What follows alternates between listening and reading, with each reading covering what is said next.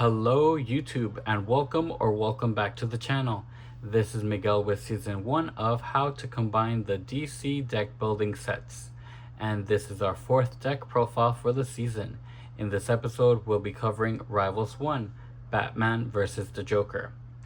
Since Rivals 1 follows the Confrontations game mode with the keywords confront, block, and assist, we'll only use cards that work in standard multiplayer format. The oversized characters you can include are Batman, Nightwing, Batgirl, Black Canary, Robin, Green Arrow, Bane, Harley Quinn, and Promo the Joker.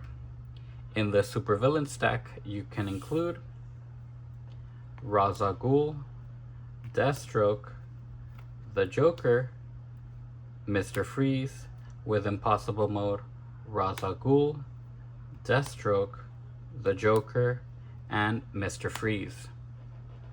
For the theme of the main deck, we're going to focus on Batman, along with his supporting cast, the Justice League, Batman Incorporated, and the Birds of Prey. For availability, we're pulling from the original set through Forever Evil, Crisis 1, and Rivals 1.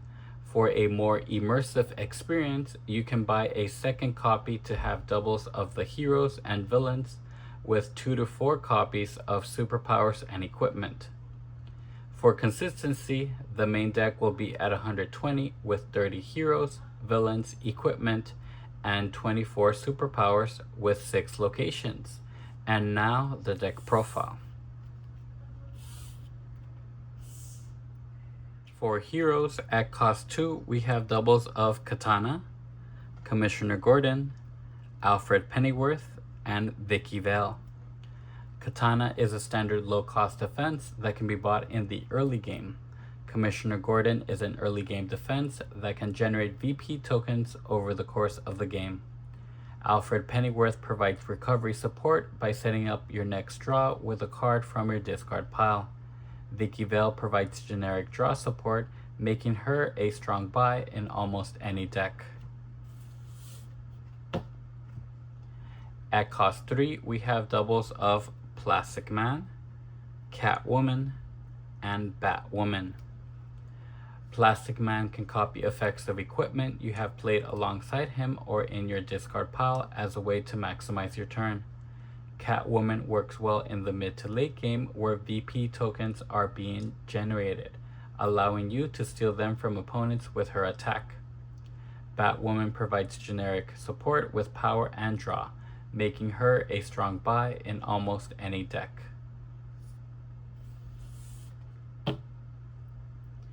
At cost 4, we have doubles of Sonic Siren, Huntress, and Oracle.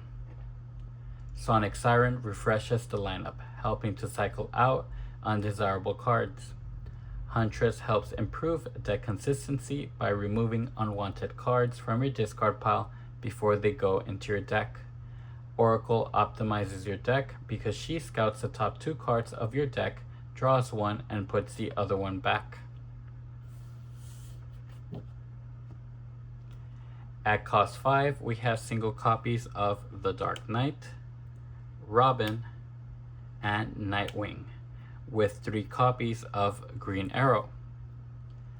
The Dark Knight is a great card throughout the game because he can gain equipment without using the power generated for the turn, letting you buy other cards.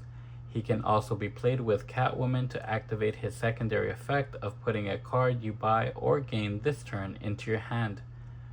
Robin supports equipment-focused strategies by turning higher-cost equipment into a significant source of power, while still providing draw support when needed. Nightwing works best in decks with plenty of equipment, allowing him to chain together multiple draws in a single turn.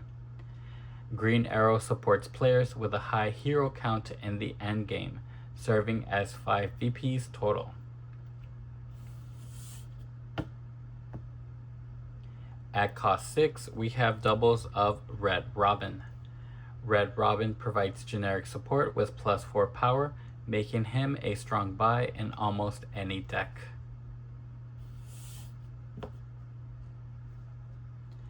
At cost 7, we have a single copy of Princess Diana of the Mascara. Princess Diana of the Mascara is a great card throughout the game because she can gain villains without using the power generated for the turn, letting you buy other cards. At cost 8, we have a single copy of Man of Steel. Man of Steel can help you catch up or take the lead because he can recover every single superpower from your discard pile, especially in heavy superpower builds. For equipment, at cost 1, we have doubles of Quiver of Arrows. Quiver of Arrows provides flexible deck filtering by helping players improve the quality of their upcoming draws. At cost 2, we have doubles of Batmobile and Batarang. Batmobile can mulligan through your deck quickly to filter out unwanted hands. Batarang is a low-cost +2 power that can be picked up early when you cannot afford a kick. At cost 3, we have doubles of Bowstaff and Rivals 1 Batmobile. Bowstaff provides consistent power with an additional bonus when there's a villain in the lineup. Rivals 1 Batmobile provides deck filtering by giving you another chance at a stronger hand while remaining a reliable source of power later in the game. At cost 4, we have doubles of the Cape and Cowl, Green Arrow's Bow, Soul Taker's Sword, Mallet, and Rivals 1 Batarang. The Cape and Cowl is a standard defense card that can refill your hand by 2 when you avoid an attack. Green Arrow's Bow reduces the cost of supervillains by 2 for the turn without using the power generated, letting you buy other cards. Soul Taker's Sword helps improve deck consistency by removing unwanted cards from your hand before they cycle back into your deck. Mallet supports control strategies by giving you the flexibility to improve your draw quality or disrupt another player's plans. Rivals 1 Batarang is an efficient utility card that provides power, draw support, and reliable defense throughout the game. At cost 5, we have doubles of the Bat Signal and Utility Belt. The Bat Signal supports hero builds by recovering a hero from your discard pile to replay. Utility Belt supports players with a high equipment count in the endgame, serving as 5 VPs total. At cost 6, we have doubles of Broadsword and Laughing Gas. Broadsword is an effective attack card that can remove low-cost cards from opponents' discard piles, disrupting strategies that rely on recursion. Laughing Gas is a standard attack card that can dish out weakness cards to each foe in order to clog their decks with undesirable cards. At cost 7, we have single copies of Mind Control Hat and Firestorm Matrix. Mind Control Hat has the standard draw 2 cards plus attack that can discard a random card from each foe.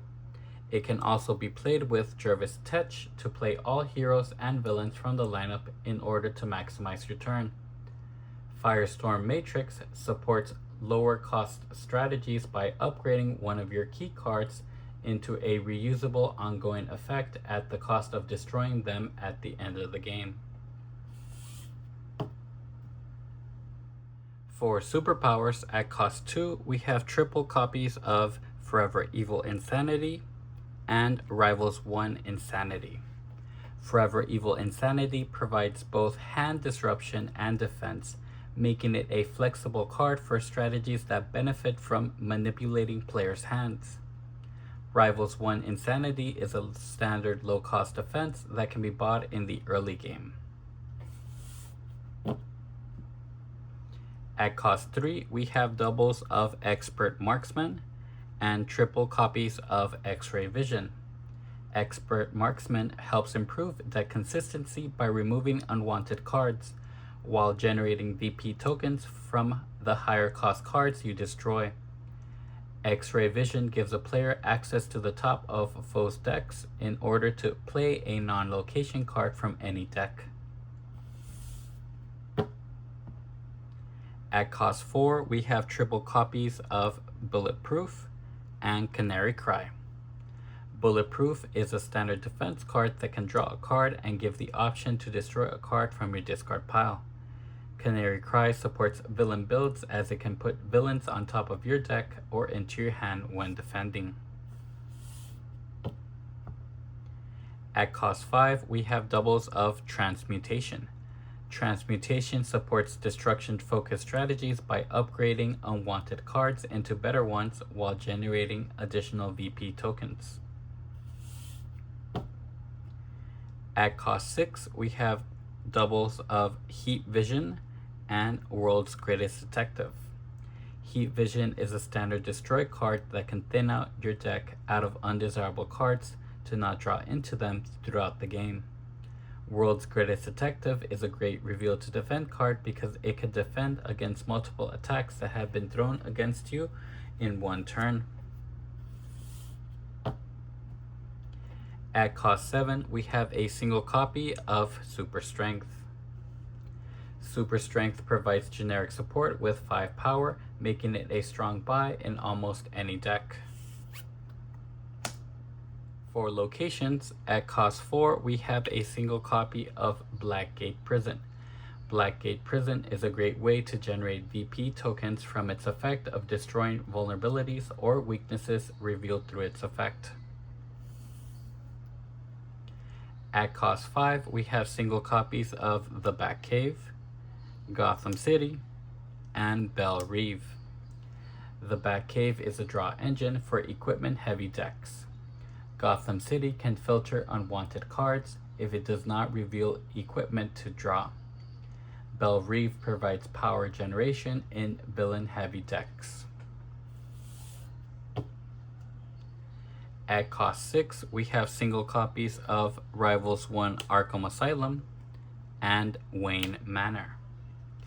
Rivals 1 Arkham Asylum provides long-term villain recursion by recycling villains from the discard pile, helping maintain deck consistency throughout the game.